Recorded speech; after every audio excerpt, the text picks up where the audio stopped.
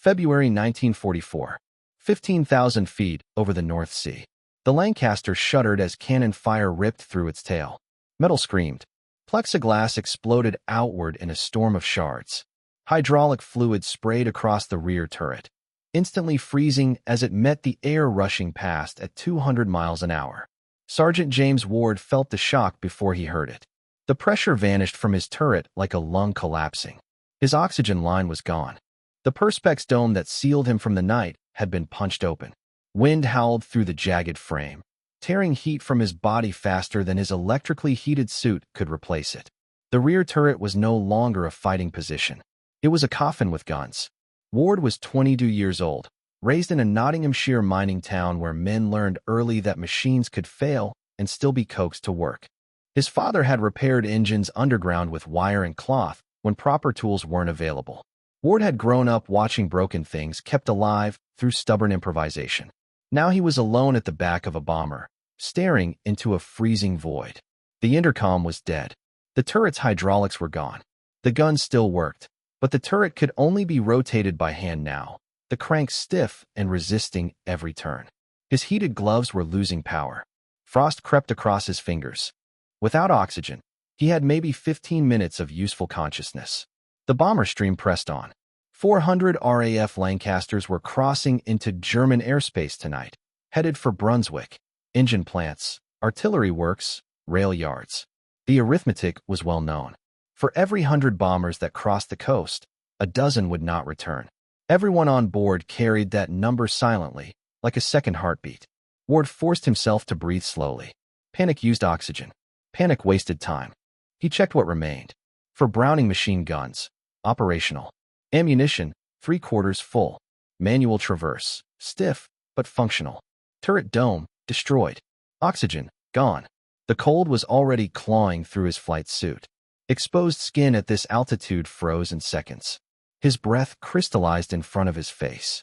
Below and behind them, the night was alive. German Bf. 110 night fighters prowled the bomber stream, sliding up from blind spots beneath the fuselage. Their upward-firing cannons, Schrage music, turned bombers into sudden fireballs with no warning. A good rear gunner might spot the silhouette in time. A poor one never saw what killed him. Ward had been trained for this. He rotated the turret, inch by inch, scanning the darkness. The first fighter came in fast. Tracer fire stitched past the tail. A shell detonated near the stabilizer. The Lancaster lurched. Ward spotted the twin-engine silhouette climbing toward them again, confident now that the rear turret was finished. Ward didn't wait. He cranked the turret with both hands, muscles screaming, breath shallow. The guns lagged behind the target. He compensated by instinct, aiming where the fighter would be, not where it was. He squeezed the triggers. The Brownings hammered. Tracers arced into the dark. The fighter broke away, smoke trailing from one engine. Ward didn't celebrate. He knew better. His turret was still open to the sky. The bomber was still deep over enemy territory. And there would be another fighter.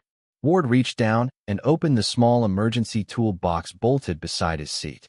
Inside was a roll of fabric tape. Standard RAF issue. Heavy canvas backing.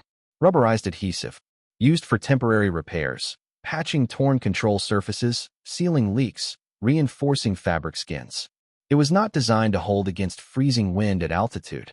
It was not meant to replace a shattered turret dome. Ward tore off a strip with his teeth. His gloves were too clumsy now. He pressed the tape across the largest opening in the perspex frame, overlapping edges, smoothing it down with numb fingers. The tape flapped violently, but it reduced the airflow just enough to make breathing possible. He added another strip. Then another. The wind dropped from a scream to a roar. Not safe. Not sealed. But survivable. Hydraulic fluid still coated the floor. Ward wrapped tape around the ruptured lines, binding them shut. The hydraulics were dead regardless, but the spray stopped. His face was no longer being frozen by atomized fluid. Every action took precious seconds. Every second bled oxygen from his lungs. Then the fighter came back. Ward spotted it early. Another Bf. 110 climbing with confidence. He rotated the turret manually, slower now. His arms felt like lead. The fighter lined up, muzzle flashes winking. Ward fired first. He aimed for the engine nacelle, walked his fire forward, adjusting by feel. The Brownings shook the turret. Tracers stitched across the enemy's wing route. The fighter peeled away again, descending into the darkness. Ward slumped back against the turret wall, breathing shallowly, forcing air into lungs that burned with every breath. The tape held, just barely. They were still an hour from the target. The Lancaster pressed on toward Brunswick, engines droning, bombs riding in the bay beneath them. Flak blossomed below like malignant flowers. The night sky pulsed with explosions. Ward stayed at his post. He watched the darkness. He kept his hands on the guns. He waited, because that was the job, and because nothing else was left to him. The bomber stream reached Brunswick 30 minutes later. Below them, the city was already burning. Pathfinder flares marked targets in pulsing reds and greens, turning factories and rail yards into glowing outlines. Flak rose to meet the Lancasters in precise black bursts, shells detonating at calculated altitudes, filling the sky with shrapnel and pressure waves. Inside the shattered rear turret, James Ward barely registered the sight. His world had narrowed to essentials. Breathe. Watch the sky. Keep the guns alive. The tape patchwork across the turret frame fluttered violently as the Lancaster adjusted speed and altitude.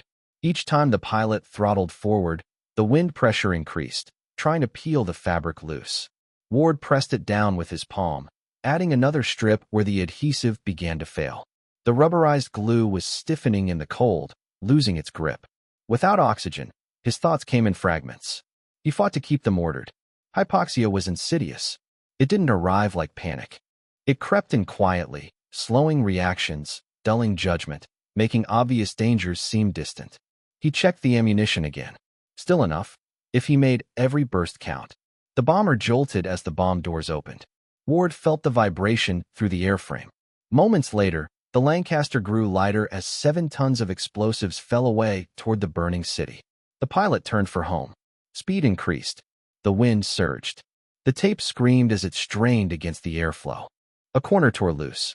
Cold knifed through the gap, instantly numbing Ward's cheek. He slapped another strip over it, smoothing it down, fingers barely responding. His gloves were stiff, his hands swollen and pale beneath them. Then the sky behind the Lancaster moved. A shadow slid across the darkness, faster than the bomber, rising from starboard low. Ward forced the turret around by inches, muscles shaking. The silhouette resolved into a Junkers Ju-88, larger, faster, more heavily armed than the earlier fighters. Its nose cannons flashed. Cannon rounds ripped past the tail. One punched through the fuselage behind Ward, spraying splinters and metal fragments. Another clipped the vertical stabilizer. The Lancaster yawed violently before the pilot corrected. Ward didn't wait for perfect alignment. He fired. The Brownings roared, emptying long bursts into the night. Tracers lashed across the Ju-88's fuselage, stitching from tail toward the cockpit. Ward adjusted instinctively, walking the fire forward despite the sluggish manual traverse. The fighter filled his vision, black against the inferno below. Then it rolled. Flames blossomed from the cockpit. The Ju-88 inverted and spiraled downward, trailing smoke and debris, vanishing into the darkness beneath the bomber stream. Ward released the trigger. The guns clicked empty. Silence rushed in, broken only by the wind howling through torn tape and shattered plexiglass. The gun barrels glowed dull red in the darkness. His arms fell to his sides, strength suddenly gone. He slumped against the turret wall. His face was numb. His breathing was shallow and ragged. Frostbite had taken hold of his fingers despite the gloves. He could no longer feel his toes.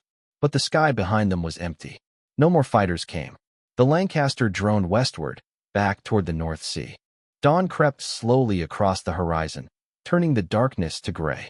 Ward watched the pale sun rise over the water, its light reflecting off the bomber's scarred tail. He tried the intercom again. Dead. He didn't know if the rest of the crew was alive. He didn't know if they'd make it home. He only knew that his turret had held, just long enough. When the English coast finally appeared, Ward was barely conscious. His vision tunneled. His hands were locked to the gun grips, fingers frozen in place. They landed just after 7 in the morning. Ground crew swarmed the Lancaster, counting damage with disbelief. Over 40 cannon strikes scarred the aircraft. Dozens of bullet holes riddled the fuselage. Mechanics stared at the rear turret, at the shredded dome, The improvised tape seals flapping in the morning air, the frozen blood on the floor. Ward had to be cut out. His legs would not move. His hands were blackened with frostbite. Medics carried him to the infirmary as the bomber crew gathered in silence, staring back at the tale that should have killed them all.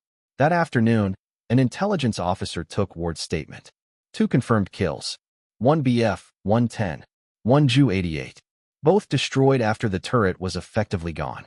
6 weeks later, Ward received the Distinguished Flying Medal. The citation spoke of courage and devotion to duty. What it did not mention was the tape. But the story spread anyway, quietly, through dispersal huts and briefing rooms. The rear gunner who sealed his turret with fabric tape and kept firing. A story every gunner understood, because every gunner carried the same role in his kit. Ward flew 16 more missions. He survived the war. And the tape, imperfect, temporary, never meant for the job, had been enough to bring them home. James Ward never told the story the way others did. When the war ended and the squadron scattered back into civilian life, the night over Brunswick became something people talked about around him, not with him. New gunners asked questions. Older ones nodded quietly. Someone always mentioned the tape. Ward usually changed the subject. He flew 16 more operations after that night. Some were quieter. Some were worse. None were as close to the edge. By spring 1944, the Luftwaffe's night fighter force was breaking under attrition, and Bomber Command pressed deeper into Germany with fewer interceptions. The odds shifted, not toward safety, but toward survival. When the war ended, Ward returned to Nottinghamshire. He took a job as a mechanic in a small engineering works. Married a schoolteacher. Raised 3 children. He never joined a veterans organization. He attended reunions only when pressed, and left early when the conversation turned heroic. His medal stayed in a drawer. To his grandchildren, he spoke of the war only in fragments. He talked about cold. He talked about noise. He talked about how machines fail at the worst possible moment. He never talked about fear. He died in 1989, aged 67. His obituary was brief. It mentioned his service, his trade, his family. It did not mention the night his turret was destroyed, or the fighters that fell burning into the dark, or the roll of fabric tape that kept a bomber alive. But the lesson outlived him. Every aircraft maintenance crew still carries some version of that tape, now called speed tape or 100 miles per hour tape. Mechanics know its limits. It is not structural. It is not permanent. It is not elegant. But it buys time. And time is everything. The air war over Europe was not won by flawless machines or perfect plans. It was won by thousands of small decisions made under pressure, by pilots who flew damaged aircraft home, by navigators who recalculated with broken instruments, by engineers who improvised repairs in freezing dispersal huts, and by a rear gunner, alone in the dark, who refused to accept that failure was final. At 15,000 feet over the North Sea, James Ward faced a choice that never appeared in any manual. He could abandon his position. He could surrender to the cold, the damage, the odds. Instead, he reached for what he had left. The tape held. The guns fired. The bomber came home. That is how wars are survived. Not by perfection, but by persistence. Not by brilliance, but by function. Not by refusing to break, but by continuing to work after you do. In the end, heroism was not the absence of fear. It was the decision to keep going with whatever still worked.